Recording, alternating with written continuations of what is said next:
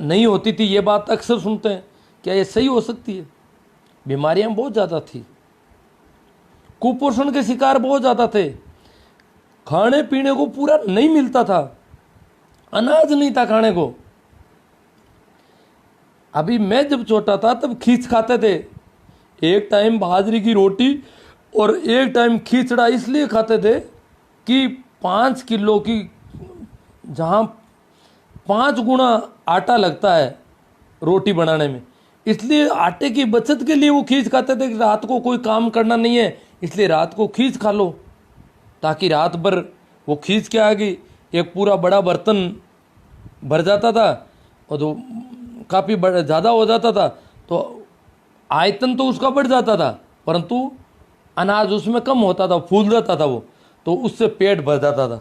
तो रात भर आराम से, रात को तो काम करना नहीं, अगर दिन में सुबह खींच खा करके खेत में जाएं तो घंटे भर में खींच तो खाली हो जाता अंदर, तो और सुबह उठते ही बचा हुआ खींच खा लेते थे।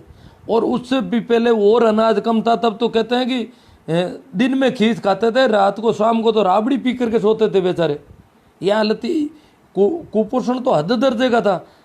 और गाय भैंसें ये भी कुपोषित थी, इनका भी कोई बहुत ज़्यादा दूध वूध नहीं होता था।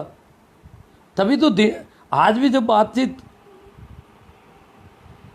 पुराने आदमी आज भी, मेरा पता नहीं क्यों वो इन्वर्टर वाली लाइट चालू नहीं की मैंने, 1 मिनट में कर देता हूँ इसको।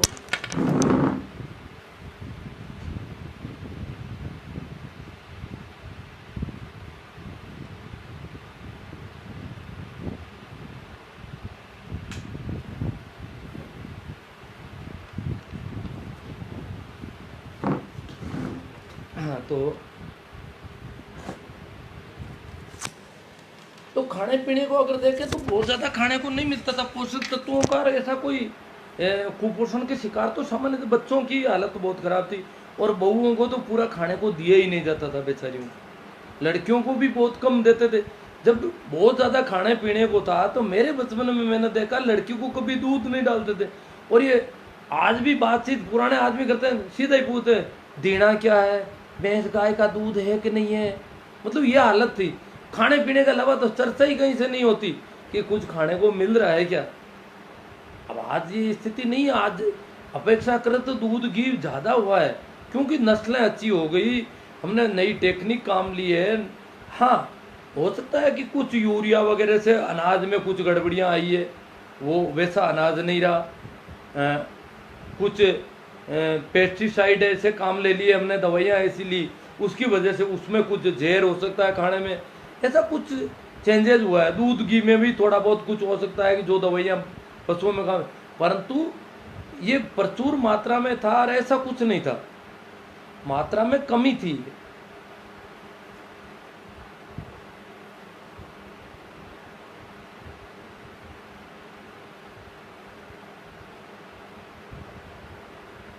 तो जो भी बातें मैंने रखी वो बहुत सारी और बातें आएगी आपकी तरफ से, मेरे हिसाब से आएगी, और जो भी होगा अपन बात करते हैं।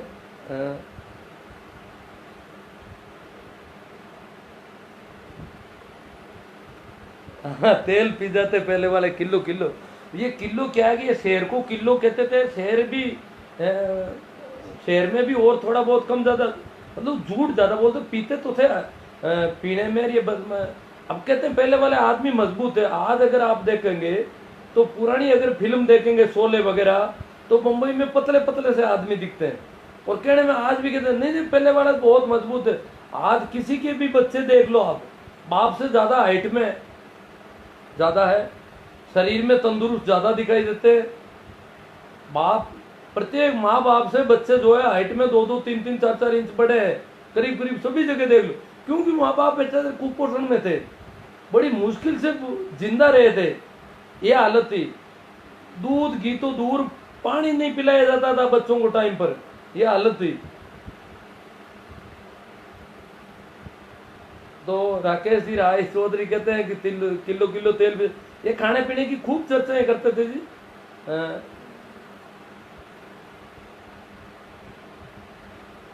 अब राजू राम जी काला, पढ़ाई से आदमी चतुर व स्वार्थी ही हो गया, केवल अपने बच्चे और मिसेज तक सिमट गया है। पुराने ज़माने में जो परिवार कुटुंब आपस में प्रेम देखने को मिलता था वो दुर्लभ हो गया है। हाँ, कुछ दबाव में थे। आजकल इसमें थोड़ी स्वतंत्रता भी बढ़ी है। जो संयुक्त परिवार था उसमें तनाव में जीते थे, और संयुक्त परिवार की वजह से कई बार परेशानियां भी बहुओं को, और बोलने के अधिकार नहीं थे, स्वतंत्रता का बहुत हनन भी बहुत ज़्यादा होता था। उम्र के आधार पर बड़ी उम्र वाले लोग ज़्यादा दबाते थे। आजकल ऐसा नहीं चलता। तो बड़ी उम्र के आधार पर अगर दपना कि मैं बाप हूँ, माँ हूँ या दादा हूँ, और इसकी वजह से इनको बोलने भी नहीं देना और इनके विचारों को दबाना, इनको, ये भी अच्छी बात नहीं है। प्रेम नहीं, दबाव ही ज़्यादा था इसमें, ज़्यादातर देखा जाए तो। हमारे गांव में भी अभी भी मिलना हो तो, और ये इनका जवाब दे रहे हैं किसी का। आप ये बताओ कि विकास किसको कहोगे, सफलता किसको कहोगे? हाँ, संवेदनाओं का विकास हुआ है या घटे? देखो संवेदनाएं, देखो व्यक्तिगत मामला है। संवेदनाएं अगर लोगों में अगर होती तो सती नहीं हो सकती। हजारों आदमियों के बीच में कोई स्त्री को मारा नहीं जा सकता, तो संवेदनाएं कैसे मानेंगे? संवेदनशील कम थे। हाँ, कोई बुद्ध, कोई महावीर, कोई कबीर संवेदनशील हो सकता है, बाकी आम जनता संवेदनहीन ज्यादा थी। आज ज्यादा संवेदनशील हो रहे हैं। मुझे याद हो रहा है कि आज लोग सांप को भी कम मारते हैं, जानवरों को। पहले तो हम देखते थे गांव में लोग सांप के पीछे दौड़ते तो पूरा गांव एक हो जाता था। जानवरों को मारने लग जाते थे कि ये जानवर खराब है, इसको मारो, कुत्तों को, और आराम से मारते थे। आजकल ऐसा नहीं हो, संवेदनाएं बढ़ी है। इकबाल नागौरी जी सोहेल, सर आप हर रोज भ्रांतियों को दूर कर रहे हैं, हम आपके लाइव सेशन को देखकर दिल को खुशी होती है। आज इकबाल जी को खुशी हो रही है। कल परसों तो कई विरोध भी था इनका, हो सकता है कि चलता रहता है। माया की दौड़ में आगे, या तो धार्मिक बातें कर रहे हैं कुछ ज़्यादा ही। चेतना का विकास अगर हुआ होता तो आसपास के सच्चे संत भी होते। अब तो पाखंडियों का जमघट है। पाखंडी पहले भी खूब थे मोहन लाल जी, ऐसी कोई बात थोड़ी है। अगर पाखंडी नहीं होते तो कबीर किसके लिए कह रहे थे रोज? पाखंडियों के बारे में बोले ना कबीर खूब, कि जटा बढ़ाने से नहीं होगा, मूंड मुड़ाने से नहीं होगा, मस्जिद में लेकर के चढ़ पर आवाज दे, ताचड़ी मुल्ला बांग दे, तो इससे नहीं होगा। तो ये क्या था? पाखंड था, अंधविश्वास था, जमगढ़ था, पहले भी था, भुगले बहुत थे। ये कोई नई परंपरा नहीं है बिल्कुल, कहीं से भी। विज्ञान ने तो कोरोना के सामने हाथ कर, देखो विज्ञान ने बहुत सारी बीमारियों पर विजय पाई है। चेचक है, कई बीमारियों ने विज्ञान, और विज्ञान से ही संभव है। बीमारियों का मामला विज्ञान से संभव है। यही एक विज्ञान है कि जैसे पोषक तत्वों के बारे में बता, जैसे आज कोरोना के मामले में प्रतिरोधी क्षमता में हमें बताया जाता है विटामिन सी लो। अब जो पुरातन पंथी कहते हैं खिचड़ा खाओ तो कोरोना नहीं होगा, इनको पता नहीं खिचड़े से कैसे नहीं होगा भाई। विटामिन सी और जो ये सब विज्ञान ने डिफाइन किया अलग अलग, ये चीजें होगी तो प्रतिरोधी क्षमताएं बढ़ेगी। हर युग में सब तरह की शक्तियों का बोलबाला रहता है, द्वंद्व है तो संसार है। अब सर राम राम राम साहब प्रणाम नमस्कार। हाँ, पहले प्रेम भाईचारा अपनाइत नहीं, मोह ज्यादा था। मोह को प्रेम नहीं कह सकते अपन। अगर प्रेम होता तो प्रेम की दीवानी मीरा के साथ अत्याचार और जुल्म नहीं होते। कबीर कहते हैं ढाई आकर प्रेम का पढ़े सो पंडित हो। इसका मतलब प्रेम नहीं था, मोह को हम प्रेम मान लेते हैं, जबकि मोह तो प्रेम का विपरीत है बिल्कुल।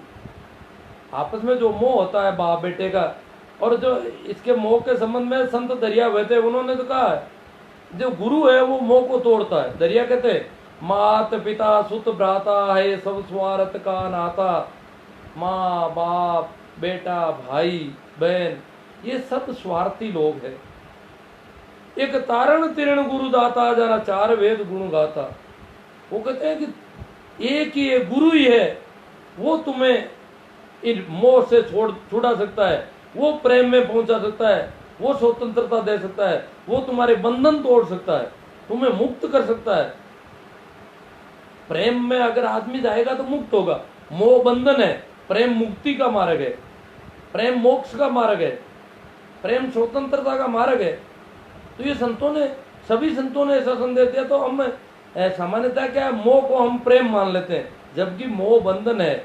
जो भी भाई का, बंधु का, जाति के आधार पर जो मोह है कि हम गांव के लोग हैं, हमारी जाति है, हम हिंदू हैं, हम भारतीय हैं, मैं, मेरा बेटा है, भाई है, बहन, ये मोह है। जो समझदार लोग हुए इस जमीन के, उन्होंने मोह को सबसे खतरनाक बताया है। संत कबीर कहते हैं, मोह मिर्गो मायो नहीं जाए, तन बाड़ी में बस गो आए। मतलब मोह तो बहुत सारी चीजें कबीर कहते हैं मेरे से दूर हो गई, पर वो अभी मोह दूर नहीं हो रहा है। तो इसका मतलब आखिरी बेड़ी है मोह, तो जो प्रेम के रूप में दिखने में अच्छी है, परंतु बहुत खतरनाक बेड़ी है।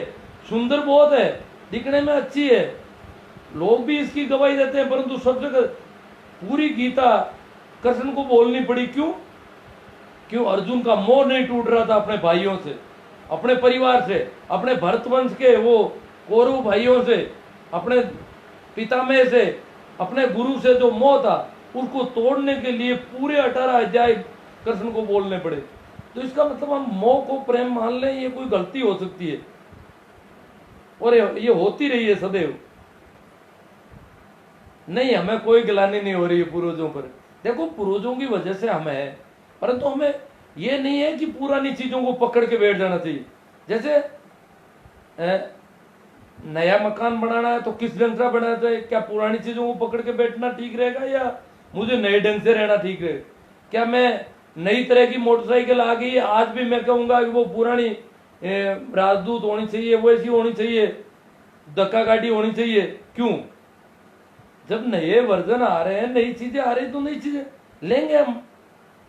भंवरलाल जी, आप जो कार्य रख रहे हैं उसमें बहुत सारी सुविधाएं हैं, तो आप अगर पुरानी लो तो फिर तो आपको जीप लेनी पड़ेगी, और उससे भी ज्यादा पुरानी तो फिर साइकिल पर बैठना पड़ेगा। पूर्वजों से कोई गलानी नहीं है, पूर्वजों की अपनी परिस्थितियां थी, परंतु पुरातन प्रेम नहीं होना चाहिए। और पुरातन प्रेम की वजह से, हाँ, कोई पुरानी चीज है तो उसको जरूर काम में लिया जाए, उसको ये नहीं है कि उसको पूरी तरह छोड़ दे, पर केवल पुराना है इसी वजह से उसके प्रेम में पड़ना और उसे नहीं छोड़ पाना, ये बेवकूफी हमारे साथ अक्सर होती जा रही है। और ये हमारे विकास की बहुत बड़ी बेड़ी है, बहुत बड़ा बंधन है, इसे तोड़ना चाहिए हमें।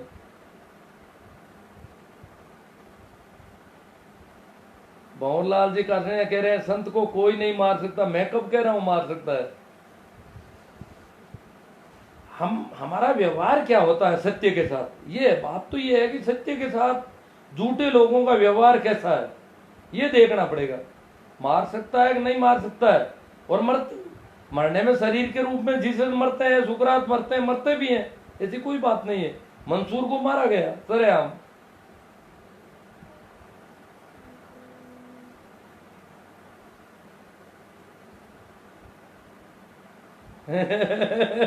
भंवरलाल जी कासड़िया कह रहे मुझे तो मेरे पिता, दादा और परदादा पर गर्व है। तो मैंने कब कहा मुझे गर्व नहीं है? कैसी परिस्थितियों में उन्होंने हमारे जीवन की परिस्थितियां पैदा की थी, बड़ी मुश्किल से उन्होंने जीवन जिया था, बहुत परेशानियां भुगती थी उन्होंने। हमारे लिए कितना भूखे प्यासे रह करके हमें पढ़ाने के प्रयास किए उन्होंने। उस वक्त उनको पता चला कि पढ़ाना पड़ेगा इनको, तो हमारे लिए बहुत उन्होंने परेशानियां झेली है, कष्ट झेले हैं, और तब जाकर के हम इस योग्य बने। तो ये गर्व नहीं होने की बात मैं नहीं कर रहा हूं। हमें उन चीजों को पकड़ के बैठना और उन सारी झूठों को सत्य करना, ये ठीक नहीं है। सत्य को उजागर करने की हिम्मत आप जैसे बहुत कम लोगों में होती है। संदीप काला अब भंवरलाल जी आ गए। देखो, सत्य की बातें कहना आसान है, कहनी मीठी, कांडरी करनी खांडेदार।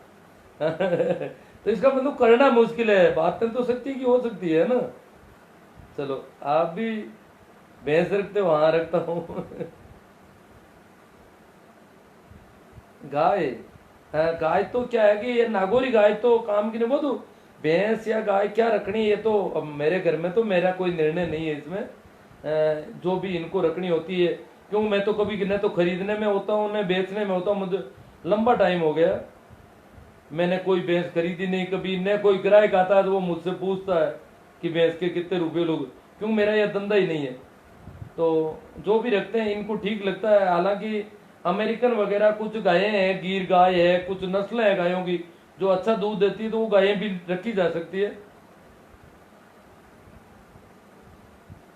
परंतु नागौरी नस्ल की गाय दूध के मामले में ठीक नहीं है। दूध के लिए नागौरी नस्ल की गाय अभी अब कोई नहीं रख रहा, कहीं पर भी किसी भी घर में नहीं। सारी गौशालाओं में मिलेगी आपको, एक भी नागौरी नस्ल की गाय दूध के लिए किसी घर में नहीं। हम नागौर, हमारे इलाके में हम तो नागौर के ही हैं, भंवर जी भी हैं, आपके भी घर में नहीं होगी।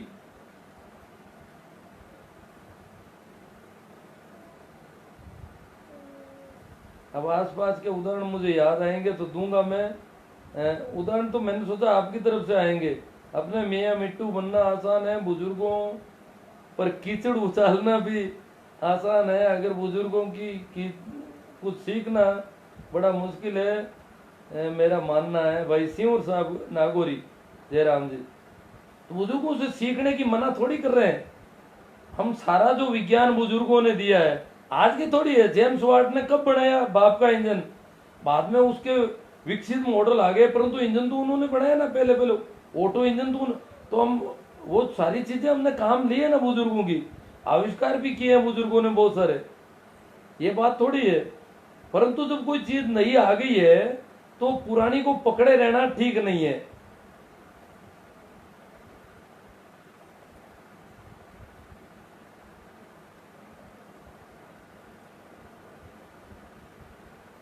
भवनलाल जी डी पवार कह रहे हैं जन्नत में ज्यादा मिलती है उरे, स्वर्ग में कम मिलती है। क्या क्या पाखंड रचे इन्होंने। मतलब ये नीयत देखो इनकी, आदमी की नीयत कहां टिकी है। द्रौपदी की घटना एक लीला है, आप कृष्ण को नहीं मानते क्या? अजय द्रौपदी की घटना के सारी लीलाएं, देवदासी प्रथा भी लीला कह सकते हो आप। किस किस को लीला कहोगे? स्वर्ग में अप्सराएं नाचती है ये क्या कहोगे? देवताओं के रंगढंग को क्या कहोगे? ऋषि मुनियों के तो काम धंधे को क्या कहोगे आप?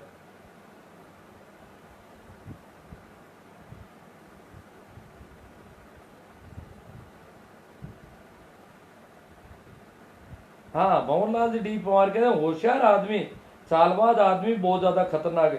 तभी तो अभी के जो लोग हैं, अब आज के जो बदमाश है पुराने बदमाशों से ज्यादा खतरनाक है, क्योंकि उनको एजुकेशन मिल गया और उनके पास अच्छी चीजें आ गई, टेक्निक ज्यादा आ गई, इसलिए वो बहुत ज्यादा नुकसान कर सकते हैं। ये बात ठीक है आपकी, बहुत अच्छी बात है। पर इसके आधार पर हम पुराने लोगों को बिल्कुल निरपराध नहीं कह सकते। हाँ, शिक्षा से अपराध बढ़ता है, बढ़ जाता है। अपराधी माइंड है, उसको ठीक नहीं किया है, शिक्षा की दिशा खराब हो सकती है हमारी कोई।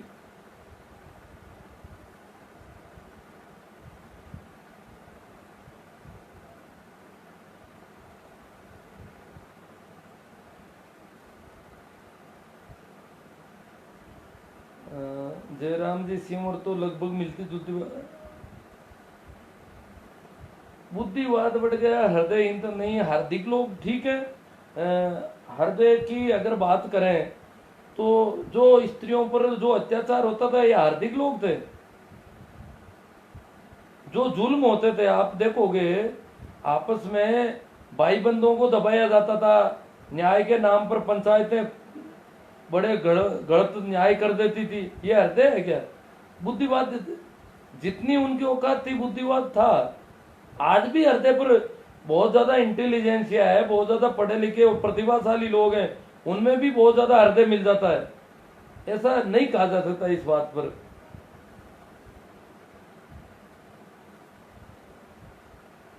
सर एक प्रवचन नियोग पर क्या है होता है, कैसे किया जाता था?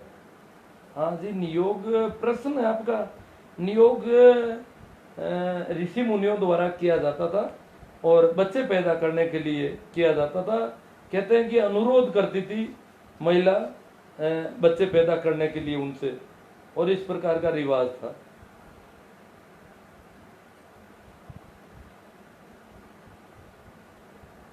सत्य स्वयं सम्मानित है, उसको किसी के प्रमाण पत्र की आवश्यकता नहीं होती है। झूठ और सच मानव सत्य से जुड़ा है, मानव विनाश तक चलेगा। परंतु पुराने आदमियों को अगर अपन सच्चा कहें और जबकि उनकी झूठें बहुत ज्यादा देखने को मिली है, तो पूरी तरह से पुराने होने की वजह से उनको सच्चा नहीं कहा जा सकता।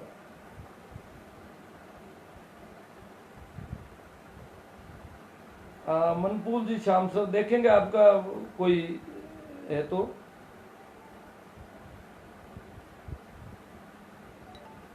भवनलाल जी काटने कहते मेरे दादा दादी के घर पर रोजाना 5-7 आदमी खाना खाते थे, हम महीने में भी 5-7 मेहमानों को नहीं झेल पाते, विकास हुआ है या नहीं? नहीं, मेहमानों का तो पहले तो रुकना, इधर उधर जा भी तो नहीं सकते ना। आप मेहमान ऐसा खाना नहीं खा सकते कहीं दूसरों के घर पे, खाना भी नहीं चाहते। ये क्या है कि जब भी अपन दूसरी जगह खाना खाएंगे तो स्वतंत्रता बाधक होगी। अपने घर में चाहे उससे कम कैसा भी खाना मिलता हो, तभी तो देखो आप घर में परिवार के लोग अलग अलग अपना भोजन लेकर के आराम से खाते हैं, किधर बैठना है क्या करना है ऐसा झुंड नहीं बनाते हैं। तो ये स्वतंत्र दूसरी जगह खाना खाने में काफी उसकी स्वतंत्रता बाधित होती है। इसलिए आजकल साधन बहुत है, कोई कहीं पर रुकता भी नहीं है और भूखे नहीं मरते हैं लोग कहीं पर भी खाते हैं तो। हाँ, लड़कियां दान दी जाती थी।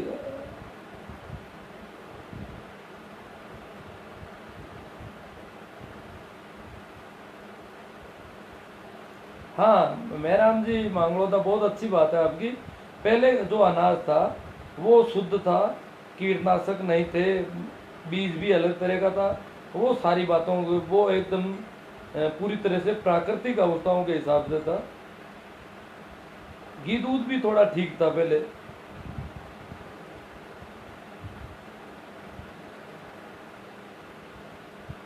पहले तो घर वाले पीते के दूध पिलाते थे। हाँ दूध पिलाते थे पहले, आज भी दूध पीने को कोई कमी नहीं है वैसे देखा जाए तो। कोई शहरों में रहते हैं उनके थोड़ी दिक्कत हो सकती है। हाँ प्रवीण जी चौधरी कह रहे हैं पहले अगर अच्छे लोग होते थे तो बुद्ध और महावीर किसको कह रहे थे कि झूठ मत बोलो, चोरी मत करो। कटारिया जी कह रहे हैं मॉब लिचिंग आजकल ज्यादा हो रही है। नहीं मॉब लिचिंग ये जीसस को 1 लाख लोगों ने मारा है, ये मॉब लिचिंग नहीं है क्या? भीड़ ने कई जगह पहले भी खूब किया, मॉब लिचिंग तो पहले ज्यादा थी, पहले तो कोई कानून व्यवस्था ही नहीं थी। प्रभु आज का मानव कद में छोटा हो रहा है, 5वीं उंगली नष्ट हो रही है, शरीर के बाल खत्म हो रहे हैं। कद में तो मेरे हिसाब से तो ऐसा नहीं है, पोषण ज्यादा मिल रहा है और कद वगैरह तो कम नहीं हो रहा है कहीं पर भी। नहीं मोह आज भी है, पर मोह को प्रेम मान लेते हैं हम। जो भवनलाल जी कासनिया, आप बात को अलग ले जा रहे हैं। मैंने जो बात की है कि दरिया ने कहा है कि माता पिता शुद्ध भ्राता जो प्रेम दिखा रहे हैं वो मोह है। तो ये घर वालों की प्रेम की बात कर रहे हैं, तो घर वालों का जो प्रेम है वो प्रेम नहीं है। घर वालों का प्रेम आपस में जो होता था वो मोह ही था, प्रेम था नहीं। प्रेम तो कोई गुरु प्रेम तो बिरले लोगों को मिलता है और वो गुरु के माध्यम से मिलता है। बाकी तो प्रेम हमने देखा ही नहीं है, प्रेम का परिचय ही नहीं है हमारा। हम कैसे हम मोह को ही प्रेम मानेंगे जब तक हमने प्रेम नहीं देखा है।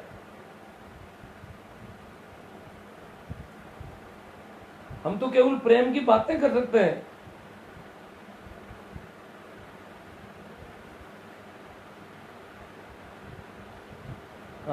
अब आए बहादुर साहब कपूरिया से, उपमा राम जी। पूर्वजों पर हमें नाज है कि हमें उन्होंने बहुत कुछ दिया है और खुद भले अभाव में। आज नहीं, बहुत बढ़िया बात है, हमें भी नाज है। बहुत अभावों में जिए थे, बड़ी परेशानियों से जीवन यापन किया था, ये सारी चीजें थी।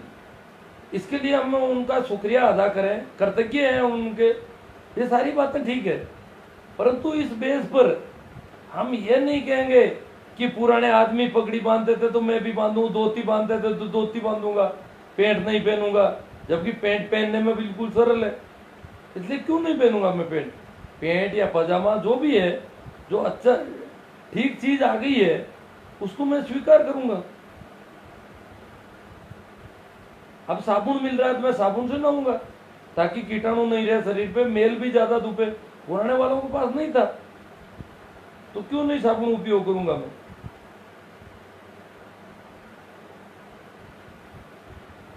सर मीराबाई के परिवार में ही मीराबाई को बहुत दुख दिया, बहुत दुख की बात है।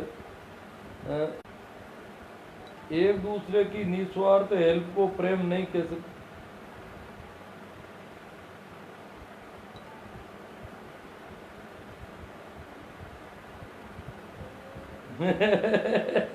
मोहनलाल जी कह रहे हैं पहले माता पिता के लिए पहले तो मोह ज्यादा था इसलिए वृद्धाश्रम नहीं होंगे ना। जहां मोह होगा वहां तो वृद्धाश्रम नहीं होंगे।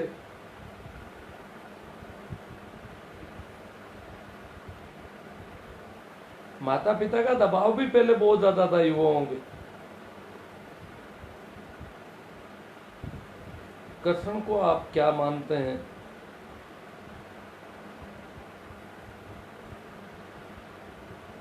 ओल्ड इज गोल्ड बोला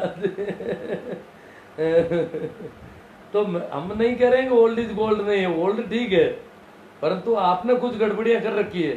आप कार रखते हो जबकि आज भी बैल छकड़ी रख सकते हो, आप घोड़ी रख सकते हो मोटरसाइकिल की जगह, कोई घोड़ी ले आओ अच्छी सी, और रथ ले आओ, जैसे कृष्ण के पास रथ था, घोड़े जोत दो, कार की तरह भागो उसमें। कुछ ऐसा किया जा सकता है आज भी, अगर आप ओल्ड पे ज्यादा जोर दे रहे हैं। आप खुद ओल्ड पे नहीं चल रहे हो, पूरे पूरे नई चीजें अपना रहे हो और ओल्ड इज गोल्ड बता रहे हो।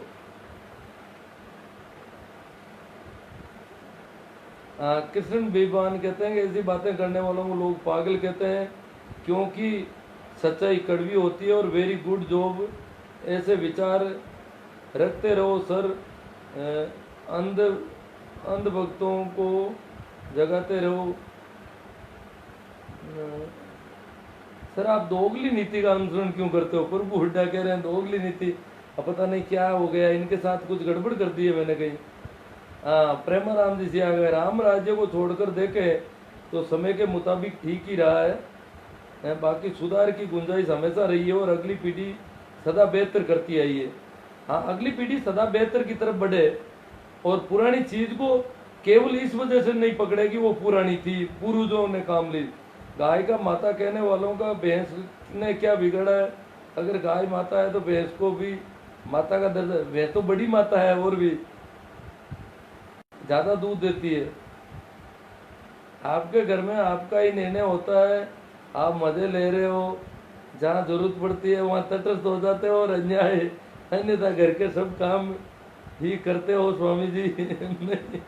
नहीं नहीं, मैंने कभी आज तक कोई भैंस खरीदी है नहीं खरीदी है, खरीदनी है, ऐसा कोई निर्णय कभी नहीं। न मेरे से कोई पूछता है, न मैं कभी कोई ऐसा निर्णय, कोई नहीं कह सकता मेरे घर में कि मैंने कभी ये तय किया। और किसी पिछले 20-25 साल में जितनी भी मेरे घर में भैंसें बेची गई है और जो खरीदार आए हैं उन्होंने किसी ने मेरे से मोल नहीं किया और मुझे पता ही नहीं रहता अपना आप, वो जिनको खरीदना होता है वो घर में बात करते हैं। तो मेरा कौन सा निर्णय कहीं भी नहीं है, खरीद फरोख्त में, लेन देन में कहीं मैं हूं ही नहीं बीच में। अब आप पता नहीं क्यों कह रहे हो, मेरे गांव का कोई आदमी कहता तो मेरे समझ में आता, और आप तो यूं ही कोई उकसाने के लिए कहते होंगे।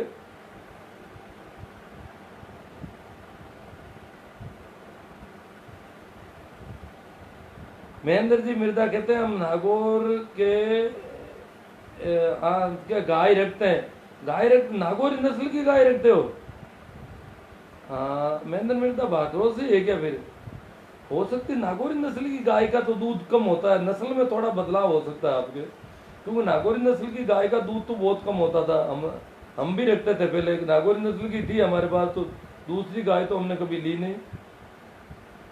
आपका लाइव आना ही लीला ही है। आज के आदमी ज्यादा खतरनाक है तो विकास कहाँ हुआ? हाँ, आदमी तो खतरनाक ज्यादा हो सकता है। आज का आदमी अगर अपराध करेगा तो वो ज्यादा अपराध कर सकेगा, क्योंकि उसमें अपराध करने की क्षमता भी ज्यादा आ गई है। स्त्रियों पर जुल्म हर युग में हुए हैं। हाँ सही बात है, स्त्रियों पर क्यों, पुरुषों पर भी हुए, सब पर हुए। जुल्म पहले ज्यादा हुए थे, अब कम हो रहे हैं, ये अच्छी बात है। तो इसका मतलब जुल्म ज्यादा होते हैं तो आदमी संवेदनहीन है, संवेदनशील नहीं कहा जा सकता।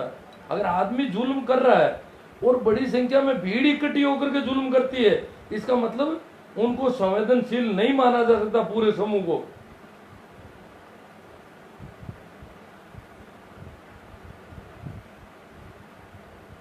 अब सती प्रथा किसने शुरू की, क्यों की, अब देखो ये जो भी था इसका ज़्यादा अपन नहीं कर सकेंगे इसमें चर्चा। इसको धार्मिक माना गया है सती प्रथा को, और धार्मिक आवरण में ये सारा कर लिया गया, धर्म सम्मत माना गया। शास्त्रों में इसको बहुत बड़ा चढ़ा करके इसकी पूजा, इसके मंदिर, इसके मेले, ये सारी चीज़ें हुई, इसकी वजह से ये इतना बड़ा अपराध हो सका।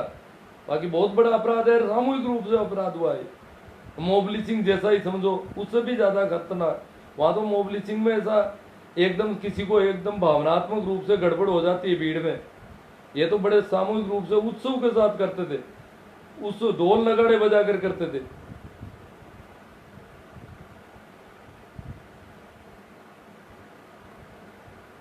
खाना खाने में किसी की स्वतंत्रता का बाधित होना युद्ध नहीं।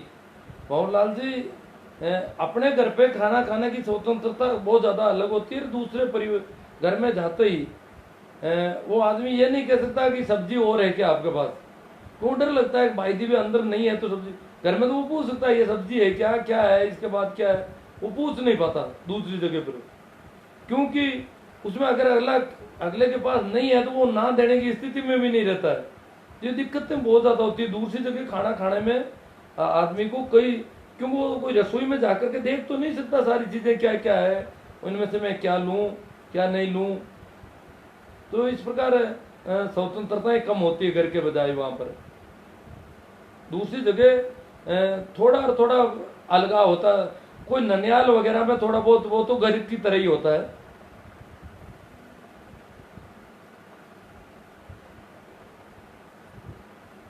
हाँ, वो आबादी कम थी तो प्रेम भाव नहीं, वो भी मोह ही है, स्वार्थ की भावना कम होता था। प्रेम तो बिल्कुल जो सिर्फ संतों ने जो जाना है उसको ही प्रेम माना गया है, जो भी है समझदार लोग हुए हैं उन्होंने ही प्रेम को अनुभव में लिया है। हम लोग सामान्य लोग प्रेम का अनुभव नहीं ले सकते। उपमा राम, कर्नाटक केरल के सहित दक्षिण भारत के कई राज्यों में हाईवे पर आज जो बेचे है, आज वे देवदासी प्रथा की उपज है। हाँ, वो देवदासी प्रथा की वजह से आजकल प्रेम घटा है या बढ़ा है? अजी प्रेम प्रेम कोई सामूहिक नहीं है, प्रेम तो सिर्फ गुरु शिष्य परंपरा के लोगों में होता है, बाकी होता ही नहीं है प्रेम किसी में। ये एक भ्रम है हमें कि हम लोग प्रेम को जानते हैं, और प्रेम